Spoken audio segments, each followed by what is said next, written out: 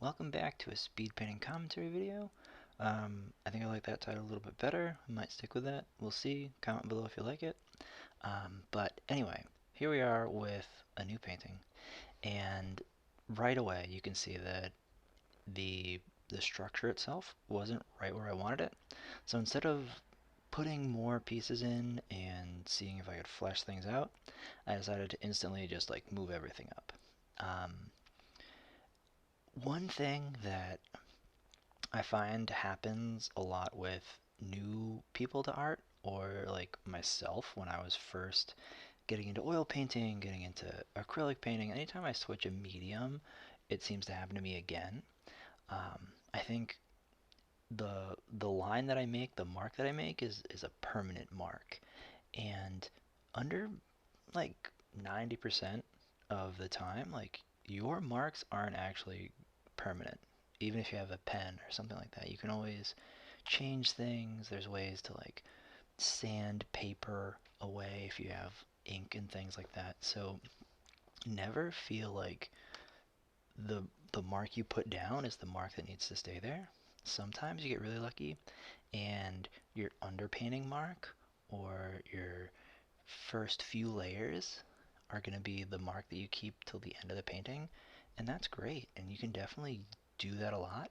And I have paintings that have those initial marks that I haven't even like adjusted, just because that moment that made them was the perfect time for that mark, and anything I did after that wasn't going to change it.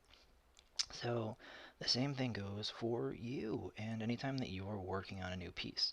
Um, don't be afraid to go over something and change things. Also, if it looks really good, you can keep it. Um, but but I want to say that my main goal for this painting in particular was to make sure that I'm adding more paint. Because after I looked at my last video, or I guess I should say after I looked at my last painting, after I looked at it really closely, I saw a lot of the canvas still sort of poking through. And what that means is that I was forcing the paint on to the canvas with like a heavy hand, but I wasn't necessarily putting paint on. I wasn't giving like a heavy application of paint. And that's something that, like, as your painting ages a little bit, it'll start to show a little bit more on those um, sort of areas that are touching but aren't necessarily overlapping. Um, Having a super thin layer of paint in that area isn't going to be very good, um, and is going to start to wear and show with time. But also, it means that under close scrutiny, when your piece is up in a gallery, when your friends come over to look at it in your house, they're going to look at it and they're going to see these little holes, these little white gaps in your painting and things like that. So you're not going to have that option um, to like hide it, or things aren't really going to show up too well when that all happens. So we want to make sure that when it comes to adding paint to our canvases, we are adding all the paint to our canvases. It's really important to do that. So as I jump back into the painting in front of us, what I was doing a lot is sometimes you'll see like this long pause where there's nothing going on the screen, but what I'm doing is I'm mixing a larger quantity of paint, and I'm also adding in a little bit more medium. So the medium that I'm using now is linseed oil, which subsequently makes the painting take a longer time to dry, but will also help me get that smoother, less, I would say, like creamy texture, and more of a liquid texture to the paint. Definitely you don't want to add too much, because then one, it's going to take forever to dry, but also you're not you're not keeping the pigment quality high enough, or guess I should say that the pigment saturation. And what that'll do is makes it so that if you're trying to make that your final layer, it's not going to have that integrity to keep that like vibrant saturation. So watch out for that. But what you can do is you have that sort of thinner paint and make that your first or first two even layers onto the painting.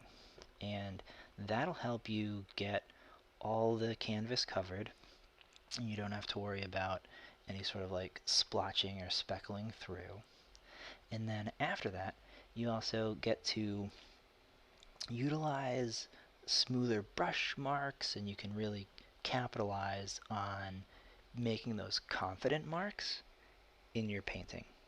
And you can always tell a confident painter from an unconfident painter by their mark making practices, I can say.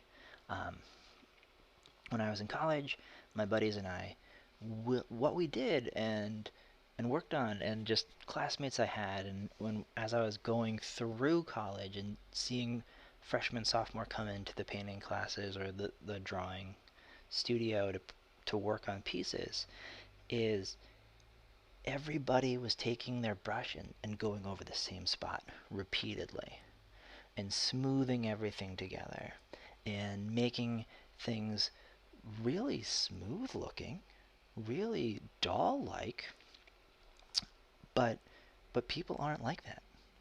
Anything you look at outside of just like machine tooled glass or like crystals and things like that, you're not getting this super smooth surface. And especially when you're working with portraits, you want to make sure that you're adding in that texture, things that make it more real, have it grounded, give it some weight, so that it will show off that aspect of it.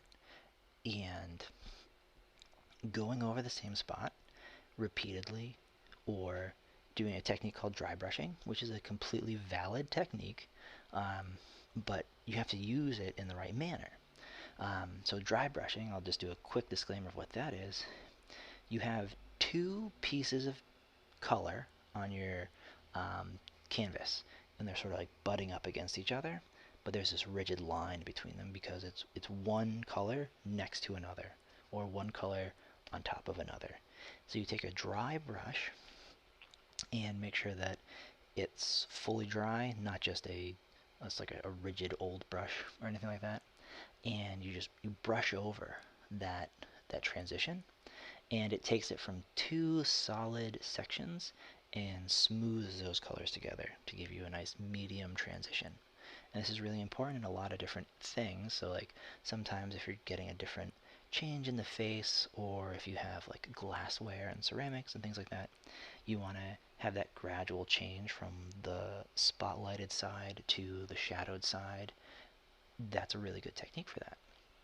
But what it also does is, like I was saying, ceramics or harder glass objects, it'll smooth it out a lot. And what really adds texture, weight, ground to a painting is having solid mark making and not taking away that that that texture to your paint even. So here, what I'm doing is you can sort of see it's not this smooth texture, this smooth application. I'm taking a color, I'm mixing it, I'm putting it on the canvas. I'm taking a color, I'm mixing it, and I'm putting it on the canvas. And some of these areas are wet on wet mixing. So like my canvas, my painting, it's going to stay wet because this is a one-shot painting.